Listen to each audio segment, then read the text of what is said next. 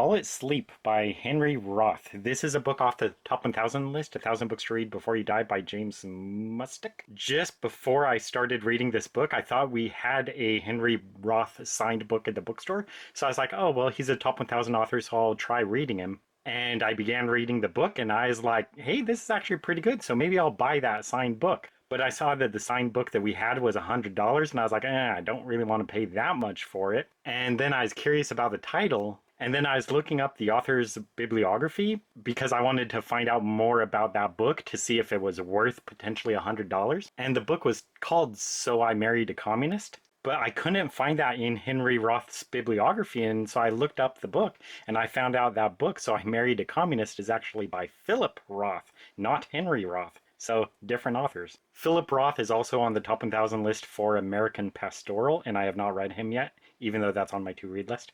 Anyway, so when I saw that and realized that, I was like, oh, so that $100 signed book isn't by Henry Roth. So I can wait on that. I don't need to get that. Anyway, I just thought that was kind of amusing. Starting this book, I didn't know anything about the book except like on the book it says that it's one of like the best books like documenting Jewish life in the slums of New York. And one of the things I didn't like at the very start was it's talking about like all these immigrants from all over the world coming to New York. And then the point of it kind of is that like, oh, America is not so great, you know, this is the slums. It's not what everyone was wanting. But what I don't like about that is like still everyone in the world is deciding they want to be in America. They want to be in the United States. So I don't really like that it's shown like these immigrants don't seem grateful to be here. Like if these are such bad slums, if America is so bad, why are you here? Why don't you go back home? Probably because your homes are far worse than they are here in the slums of New York, and that the slums of New York beats wherever the hell you came from. So these people should still be grateful to be in this country. For instance, Henry Roth was born in the Austria-Hungarian Empire, whatever, and he was Jewish.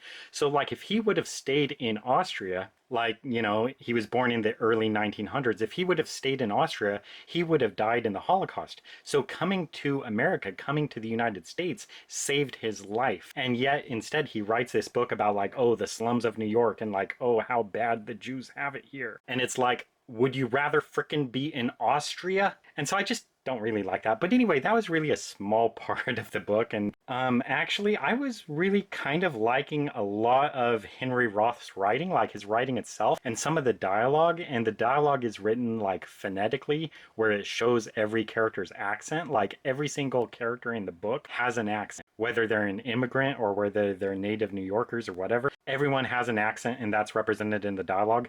And that is kind of a little tricky to read, but I was liking it pretty well. Anyway, I was thinking I would probably give the book 4, maybe 5 stars, and I was liking it quite a lot, more than I expected. But then what was kind of happening was it just kept talking about like this kid, the main character. His name is David. I think he's closer to 8. And it's just always showing like his internal monologue where it's just showing everything from his perspective. And so he's just repeating a lot of things, and he's like scared about everything, and he just doesn't like a lot of things. And it, like his mother coddles him, and he's afraid of his father and all this stuff. And these scenes kind of got real tedious to read.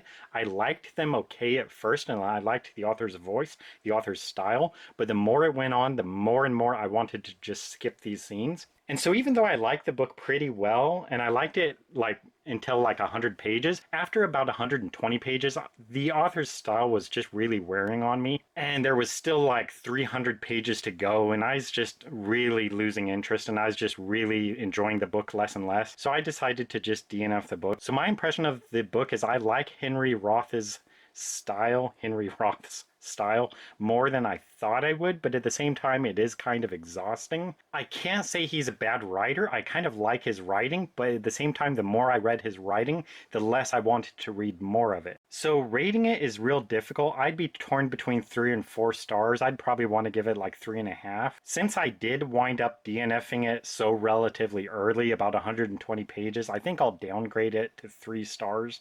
Still a pretty decent book, but definitely not something I love. I'm still glad I tried it, but I kind of wish there was something different about it. So it'd probably fall out of books I would recommend, but at the same time I'd say it's decent enough. It's worth trying. It's worth picking up. especially if you could get it real cheap or free from the library.